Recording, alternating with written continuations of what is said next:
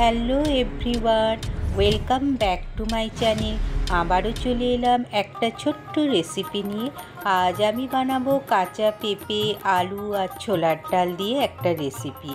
পেঁপে অনেকেই ভালোবাসেন না খেতে, আর বাচ্চারা তো একদমই পেঁপে খেতে চায় না। যদি আমার মতো এই রকমভাবে একটা রেসিপি করে দেন, ওরা আঙুল চেটে খাবে বাচ্চারা। দেখুন, পেঁপে আর আলুটাকে আমি ডুমো ডুমো করে কেটে নিয়েছি। এদিকে আমি ছোলার ডাল নিয়েছি, ছোলার ডাল থেকে 2 ঘন্টার মতো ভিজিয়ে রেখেছিলাম।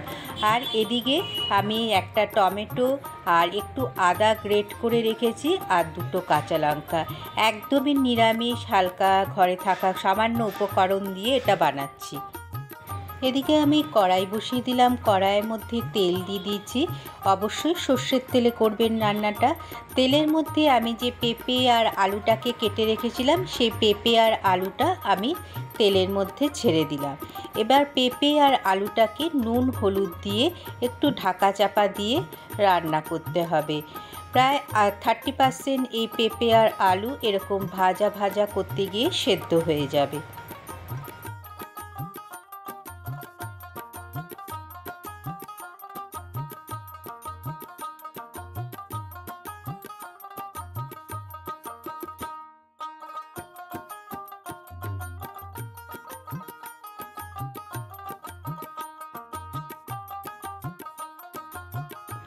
আমার অনেকটাই হয়ে এসছে। এবার আমি একটা ডিশের মধ্যে পেঁপে আর আলুটাকে তুলে নিচ্ছি। বন্ধুরা, পেঁপে আর আলুটা প্রায় 30% আমার সেদ্ধই হয়ে গেছে। এবার কড়াইয়ে তেল ছিল, আর আমি একটু তেল দিয়ে দিয়েছিলাম ওর মধ্যে। তেল দিয়ে আমি ওর মধ্যে ফোড়ন হিসাবে আমি একটা তেজপাতা আর শুকনো লঙ্কা ফোড়ন দিয়েছি।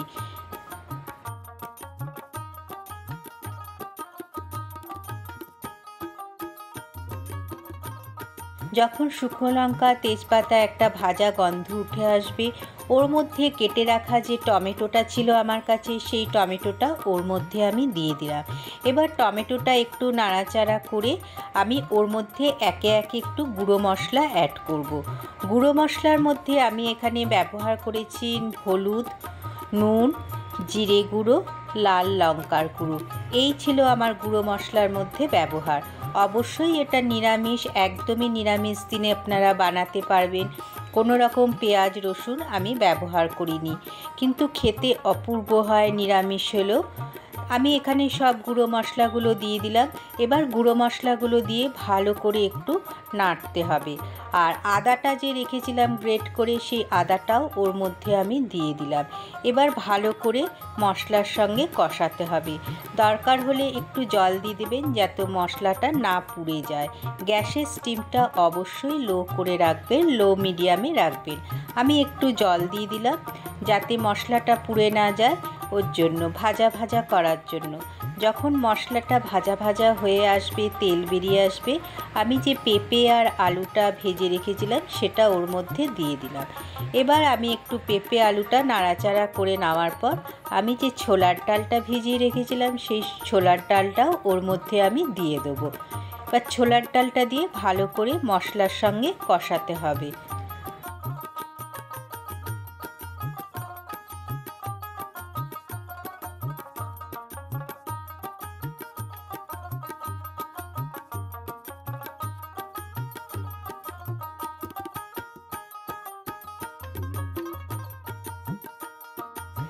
ভালো করে দেখুন, আমার মশলার সঙ্গে পুরো ছোলার ডাল, আলু, পেঁপে কত সুন্দর কষানো হয়েছে। রঙটা দেখুন বন্ধুরা, কত সুন্দর হয়েছে। আমি ওর মধ্যে এবার 2টো কাঁচা লঙ্কা ফেলে দিয়ে দিলাম, কারণ কাঁচা লঙ্কার গন্ধটা সত্যিই খুব ভালো লাগে, আর খুব একটা ঝালও হবে না। আমি 2টো লঙ্কাই ব্যবহার করেছি, বাচ্চারা খুব আরামসেই খেয়ে নেবে। এবার ভালো করে কষানোর পর আমি ওর মধ্যে গরম জল দেবো। অবশ্যই বন্ধুরা গরম জল দেবে, যেহেতু ছোলার ডাল আছে, ছোলার ডালটা একটু সেদ্ধ হতে টাইম লাগবে, তো ওর জন্য আমি গরম জল করে রেখেছিলাম, গরম জল ওর মধ্যে আমি দিয়ে দিলাম। এবার গরম জলটা আপনারা যেরকম, খুব একটা ঝোল ঝোল হবে না, একদমই গা মাখা হবে এটা। তাই গরম জলটা দিয়ে যতটুকু সেদ্ধ হওয়ার জন্য আপনারা আন্দাজ করে সেটা দিয়ে দেবেন। আমি আন্দাজ করে আমার মনে হলো এতটুকুতেই হয়ে যাবে আমার ছোলার ডাল, পেঁপে, আলু সেদ্ধ, আমি অতটুকুই দিয়েছি। দেখুন আমি এবার ঢাকা খুলে প্রায় 4 মিনিট পর ঢাকা খুলে দেখছি আমার পেঁপে সেদ্ধ হয়ে এসছে। এবার ওর মধ্যে আমি একটু গরম মশলা ব্যবহার করলাম, হাফ চামচ গরম মশলা ব্যবহার করলাম, আর 2 চামচ ঘি ব্যবহার করেছি। যেহেতু নিরামিষ রান্না, ঘি আর গরম মশলা দিলে তার স্বাদটাই চেঞ্জ হয়ে যায়। পুরনো বন্ধুদের জানাই অনেক অনেক ভালোবাসা। নতুন বন্ধুরা যারা আমার চ্যানেলটাকে এখনও সাবস্ক্রাইব করনি, অবশ্যই সাবস্ক্রাইব করে আমার পাশে থেকো আর নোটিফিকেশন বেলটা অন করে দিও। যখনই কোনো রেসিপি বা ব্লগ দেবো তোমাদের কাছে আগেই পৌঁছে যাবে। আর বেশি ভালো লাগলে একটু ফ্রেন্ড সার্কেলের মধ্যে শেয়ার করে দিও। অবশ্যই আমার এই ছোট্ট রেসিপিটা ভালো লাগলে লাইক কমেন্ট করতে কিন্তু ভুলবে না। লাইক একটা কমেন্ট আমাকে পরের ভিডিও বানাতে অনেকটাই উৎসাহ করে। তাহলে আমার রেডি হয়ে গেল কাঁচা পেঁপে, আলু আর ছোলার ডাল দিয়ে ছোট্ট রেসিপিটা।